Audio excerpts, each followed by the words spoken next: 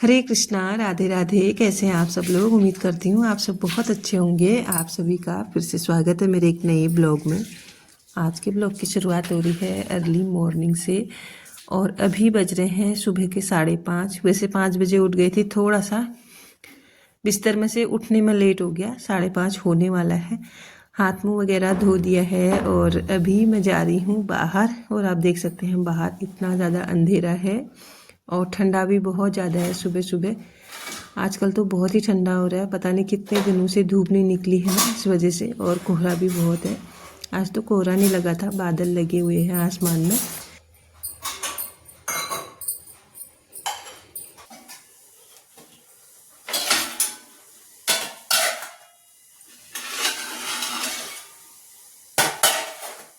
सुबह किचन में आते ही मेरा एक ही काम होता है, रात के धुले हुए बर्तन सेट करना और उसके बाद जो अदरक का पानी मैं पीती हूँ उसको बनाना।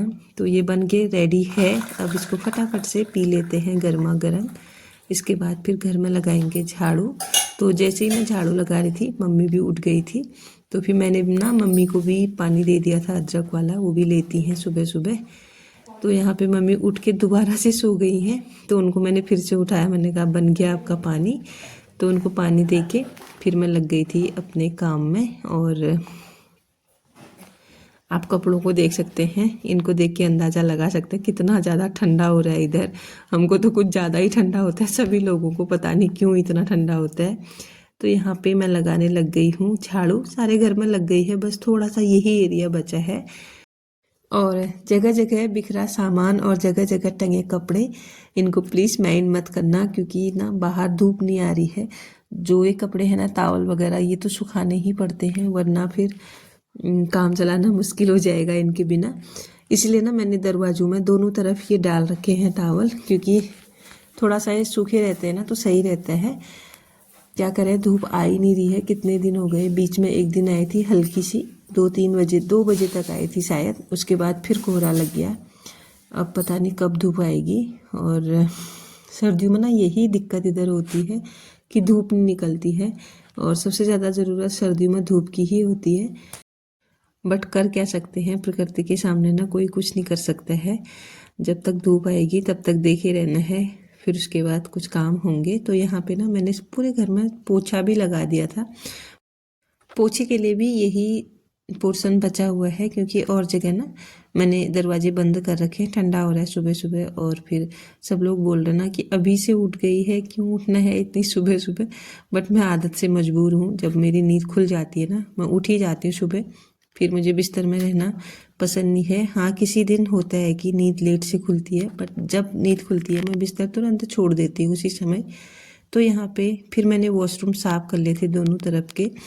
अब मैं नहा धो के बिल्कुल रेडी हो गई हूँ पूजा करने के लिए। और ठंडा इतना हो रहा है ना, मतलब क्या ही बताऊँ मैं, नहाने के बाद भी बहुत ठंडा लग रहा है। तो यहाँ पे मैंने अपने बाल वाल भी थोड़े से ठीक कर लिए, अपनी क्रीम वगैरह जो होती है लगा ली है। अब मैं आ गई हूँ अपने मंदिर में और यहाँ की लाइट मैंने ऑन कर दी है। तो सबसे पहले आके भगवान जी को प्रणाम किया और उसके बाद उठाया अपने प्यारे से लाला को, बहुत प्रेम भाव से उनको उठाया। और मैं चाहती हूँ सुबह जब भी मैं उठूँ सबसे पहले अपने कान्हा जी की सेवा करूँ, उनको थोड़ा सा टाइम दूँ, क्योंकि जब उन्होंने मुझे सेवा के लिए चुना है, कम से कम मैं तो थोड़ा सा तो लायक बनूँ उनकी सेवा की। इस तरह का भाव मेरे मन में है, क्योंकि उन्होंने ना बहुत सौभाग्य से मुझे सेवा दी है, इतनी कृपा उन्होंने की है। तो थोड़ा सा मेरा भी फ़र्ज़ बनता है अपनी तरफ से कुछ एफर्ट लगाने की।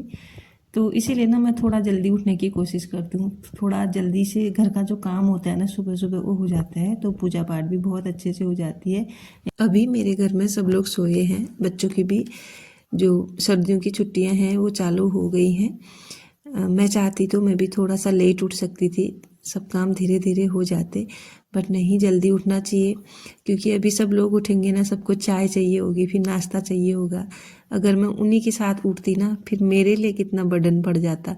ये चीज़ें ना थोड़ा सोचनी पड़ती हैं सुबह सुबह हर हाउसवाइफ को। अगर अपना पूरा दिन ना पॉजिटिव रखना है तो थोड़ा सा सुबह आधा घंटा 1 घंटा घर के और सदस्यों से पहले उठ के अपने जितने भी थोड़े बहुत काम होते हैं वो निपटा लिए जाए ना, तो बहुत अच्छा, फिर हमारे लिए भी टाइम मिल जाता है, अच्छा भी लगता है ना कि सुबह सुबह सब लोगों की जितनी भी नीड होती है ना सुबह सुबह की, वो हम पूरी कर पा रहे हैं।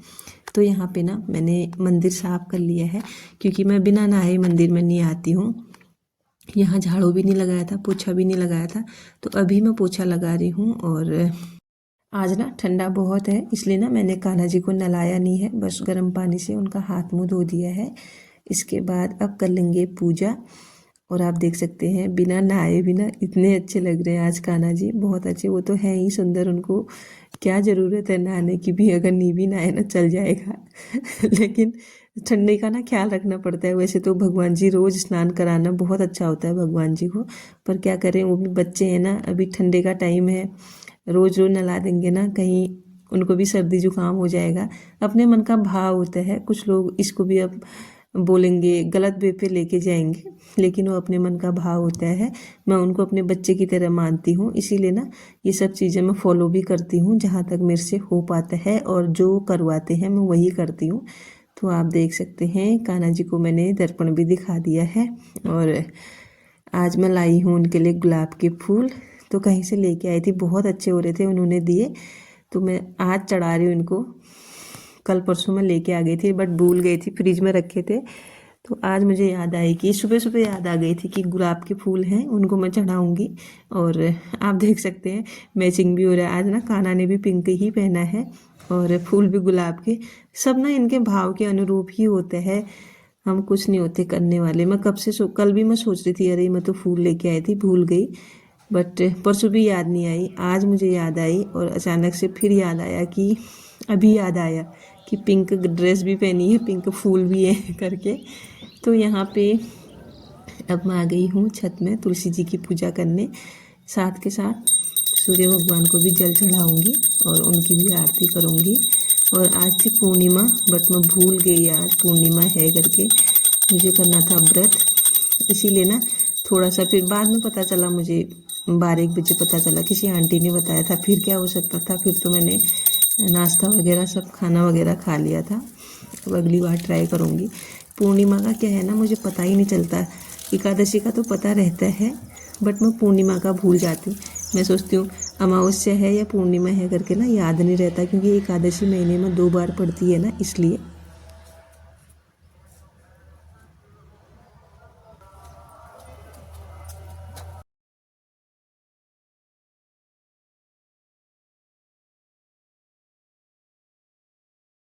और इसके बाद ना मैं आ गई थी किचन में। सबसे पहले कान्हा जी के लिए दूध गर्म करके उनको दूध का भोग लगाया, फिर मैं चली गई थी दूध लेने। वहाँ से आके अब मैं छान रही हूँ यहाँ पे आटा, क्योंकि आज बनने वाली है छोई रोटी, तो चावल का आटा है, इसको छान लेते हैं, उसके बाद इसको बनाएंगे, फिर छोई के लिए तैयार करेंगे। उससे पहले बना लेते हैं चाय, क्योंकि मम्मी भी उठ गई है और बच्चे भी उठ गए हैं, तो अब सबके लिए चाय मैं बना रही हूँ। और बच्चों के लिए ना मैं यहाँ पे बना रही हूँ दूध, क्योंकि बच्चे दूध पीएंगे और हम लोग चाय पीएंगे।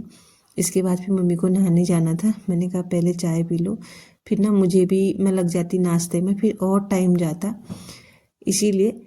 तो यहाँ पे फटाफट से गर्मा गर्म सी चाय पी लेते हैं, उसके बाद फिर तैयारी करते हैं छोई रोटी बनाने की। और आज ना छोई बहुत टाइम के बाद बना रही हूँ मैं। ये एक तरह का ना डोसे टाइप का होता है, जो लोग बाहर से मेरी वीडियो देखते होंगे ना, उनको थोड़ा सा कंफ्यूज हो सकता है कि छोई क्या होती है। ये हमारे पहाड़ों में ना इसको छोई बोला जाता है। ये चावल के आटे की बनती है, जैसे डोसा समथिंग कुछ कुछ वैसा ही बनता है, थोड़ा सा डोसे से अलग होता है। तो यहाँ पे घी भी निकाल दी है मैंने, क्योंकि ये बनने वाले हैं घी में।